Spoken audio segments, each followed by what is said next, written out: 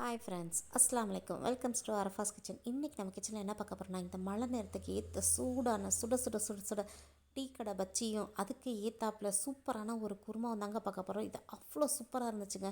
இந்த மழைக்கும் இந்த பஜ்ஜிக்கும் அவ்வளோ டேஸ்ட்டாக இருந்துச்சுங்க. இப்போ வாங்க அதை எப்படி செய்யலான்னு பார்க்கலாம். அதுக்கு முன்னாடி நம்ம சேனல் நீங்கள் புதுசாக பார்க்குறீங்களா, நம்ம சேனலை சப்ஸ்கிரைப் பண்ணிக்கோங்க. இந்த வீடியோ பிடிச்சிருந்தா லைக் பண்ணி தட்டி விடுக்குங்க. இப்போ வாங்க வீடியோக்குள்ளே போகலாம். இங்கே பாருங்கள், நான் அடுப்பில் சட்டி வச்சுருக்கேன். சட்டி நல்லா காஞ்சதுக்கப்புறமா ஒரு குழிக்கரண்டி அளவுக்கு எண்ணெய் ஊற்றிருக்கேன். எண்ணெய் நல்லா காஞ்சிருச்சு. அதில் பிரியாணி இலை, அந்த கல்பாசி, ஒரு சின்ன துண்டு பட்டை, ஒரு 2 கிராம்பு மட்டும் போட்டுக்கிட்டு நல்லா பொரிச்சதுக்கப்புறமா ஒரு அரை ஸ்பூன் அளவுக்கு சீரகம் சேர்த்துக்கோங்க. சீரகம் நல்லா பொரிஞ்சதுக்கப்புறமா ஒரு பெரிய வெங்காயத்தை நல்லா நறுக்கி விட்டு அதையும் இதில் போட்டுக்கோங்க. நல்லா வதங்கணுங்க. வெங்காயம் நல்லா வதங்கணும். கண்ணாடி மாதிரி வதங்கினாலும் பரவாயில்ல, இல்லை நல்லா ப்ரௌனிஷாக வந்தாலும் பரவாயில்லைங்க. எப்படி வதங்கினாலும் இந்த குருமாவுக்கு டேஸ்ட்டாக தாங்க இருக்கும். நான் கண்ணாடி மாதிரி நல்லா வதக்கி வச்சுருக்கேன். இப்போ நான் இதில் அரை ஸ்பூன் அளவுக்கு இஞ்சி பூண்டு பேஸ்ட்டு போடுறேன். இஞ்சி பூண்டு பேஸ்ட்டு போட்டதும் எப்பவும் போல் நம்ம கொஞ்சமாக உப்பு போட்டு எடுத்துக்கிட்டோம்னா இஞ்சி பூண்டு பேஸ்ட்டு சட்டியில் ஒட்டாதுங்க. இதை கண்டிப்பாக ட்ரை பண்ணி பாருங்கள். நல்லா வதங்கினதுக்கப்புறமா நான் ஒரு தக்காளி கட் பண்ணி எடுத்து வச்சுருக்கேன். அதையும் இதில் ஆட் பண்ணிக்கிறேங்க. இப்போ வெங்காயம், தக்காளி, இஞ்சி பூண்டு பேஸ்ட்டு எல்லாம் பச்சை வாசனை போகிற அளவுக்கு நல்லா வதங்கணுங்க. இங்கே பாருங்கள், இந்த அளவுக்கு நல்லா வதங்கினதுக்கப்புறமா இப்போ இதில் நம்ம தூள் போட வேண்டிய தூள்லாம் போட்டுடலாம். நான் ஒரு 3/4 ஸ்பூன் அளவுக்கு கரம் மசாலா ஆட் பண்ணியிருக்கிறேன். ஒரு பிஞ்ச் அளவுக்கு மஞ்சள் தூள் ஆட் பண்ணியிருக்கிறேன். 1 ஸ்பூன் அளவுக்கு மிளகாய் தூள் ஆட் பண்ணியிருக்கிறேன். நீங்கள் 1/4 ஸ்பூன் கூட மஞ்சள் தூள் போட்டுக்கலாம். ஸோ நான் ஆட் பண்ணியிருக்கேன். இப்போ இது எல்லாமே பச்சை வாசனை போகிற அளவுக்கு நல்லா வதக்கி விட்டு கொஞ்சமாக 1 டம்ளர் அளவுக்கு தண்ணியை ஊற்றி இதுக்கு தேவையான அளவு உப்பை போட்டு நல்லா இதை கொதிக்க விடணுங்க. அந்த வெங்காயம், தக்காளி எல்லாம் நல்லா இருக்கணும். அதே சமயம் இந்த மசாலாவோட பச்சை வாசனையும் போகிற அளவுக்கு நல்லா இது கொதிக்கணுங்க. இது கொதிச்சுட்டு வர நேரத்தில் நம்ம ஒரு கிண்ணத்தை எடுத்து வச்சுக்கோங்க. அந்த கிண்ணத்தில் ஒரு 5 ஸ்பூன் அளவுக்கு கடல மாவு ஆட் பண்ணிக்கோங்க. நான் சின்ன குழிக்கரண்டிங்கிறனால ஒரு 2-3 ஸ்பூன் அளவு குழிக்கரண்டி போட்டிருக்கேன்.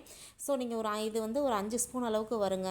இந்த 5 ஸ்பூன் அளவு கடல மாவை எடுத்து நீங்கள் தண்ணி ஊற்றி நல்லா தண்ணியாக கரைச்சி வச்சுக்கோங்க. இந்த தண்ணியாக கரைச்சதை நம்ம ஏற்கனவே செஞ்சு வச்சுக்கோ இல்லையா குருமா, அதில் ஊற்றி விடுங்க. உடனே கெட்டியாயிருங்க குருமா. ஸோ இதுக்கு தேவையான அளவு தண்ணியை நீங்கள் இப்போயே ஊற்றிடணுங்க. இங்கே பாருங்கள், நான் கிண்டி விடும் போதே எவ்வளோ கெட்டியாயிருச்சுன்னு. ஸோ நான் இப்போ அதுக்கிடையில் சட்டுன்னு போய் தண்ணியை பிடிச்சி தேவையான அளவு தண்ணியை இதில் ஊற்றிக்கிட்டேங்க. எங்களுக்கு எவ்வளோ கன்சிஸ்டன்சிக்கு வேணுமோ அவ்வளோ கன்சிஸ்டன்சிக்கு ஊற்றிக்கிட்டேங்க. இந்த குருமா ஈவன் தோசைக்கும் நல்லா இருக்குது, சப்பாத்திக்கும் நல்லா இருக்குங்க. சூப்பராக இருக்கும். இங்கே பாருங்கள், நான் எவ்வளோ தண்ணி ஊற்றி வச்சுருக்கேன்னு. இப்போ இந்த ஸ்டேஜில் நான் கருவேப்பிலையை போட்டுக்கிறேங்க.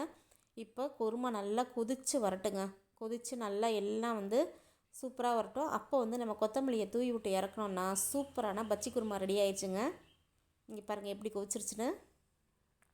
இப்போ நம்ம கொத்தமல்லியை தூவி விட்டு இறக்கிடலாம். இட்லி, தோசை, சப்பாத்தி எல்லாத்துக்குமே நல்லாயிருக்கும். அதை விட பஜ்ஜிக்கு சூப்பராக இருக்கும். கண்டிப்பாக உங்கள் வீட்டில் ட்ரை பண்ணி பாருங்கள். குருமா ரெடி ஆயிடுச்சு. சைடு பை நம்ம பஜ்ஜியும் போட்டுடலான்னு சொல்லிட்டுனேன் ஒரு கண்ணாடி பவுலில் எடுத்துக்கிட்டேங்க. பவுல் எடுத்துக்கிட்டு சும்மா நார்மலாக இன்ஸ்டன்ட் பஜ்ஜி மாவு தாங்க, சக்தி பஜ்ஜி பவுடர் வாங்கினேன்.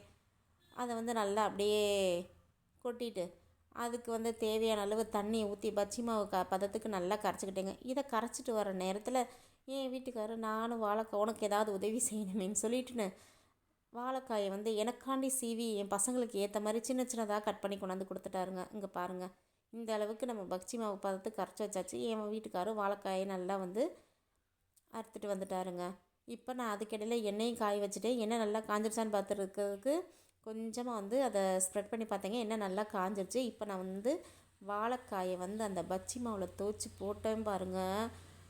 அப்படியே சூப்பராக வந்துச்சுங்க பஜ்ஜி. அவ்வளோ டேஸ்ட்டாக இருந்துச்சு. பார்க்கும் போதே நம்மளுக்கு சாப்பிடணும்னு எச்சி ஊறும் பாருங்கள், அந்த மாதிரி இருந்துச்சுங்க. பாருங்கள், வெளியில் பார்த்தா சோனு மலை, உள்ளே பார்த்தா எண்ணெய்க்குள்ளே பஜ்ஜி நல்லா கொதிச்சிட்டு இருக்குது. அதுக்கு அந்த குருமாவை வச்சு சாப்பிடும்போது அப்பப்பா அவ்வளோ டேஸ்ட்டாக இருந்துச்சுங்க. இங்கே பாருங்கள் எப்படி இருக்குதுன்னு பாருங்கள். பஜ்ஜி நல்லா டொசு டொசுன்னு சூப்பராக இருக்குல்ல. இப்போ இதிலே நம்ம குருமாவை ஊற்றி சாப்பிட்டோன்னா சூப்பராக இருக்குங்க. அதை குருமாவை ஊற்றி என் பசங்களுக்கு கொண்டு போய் ஊட்டி விட்டேங்க. என் பசங்க சாப்பிட்டு பார்த்துட்டு நல்லாயிருக்குமா அப்படின்னு சொன்னாங்க.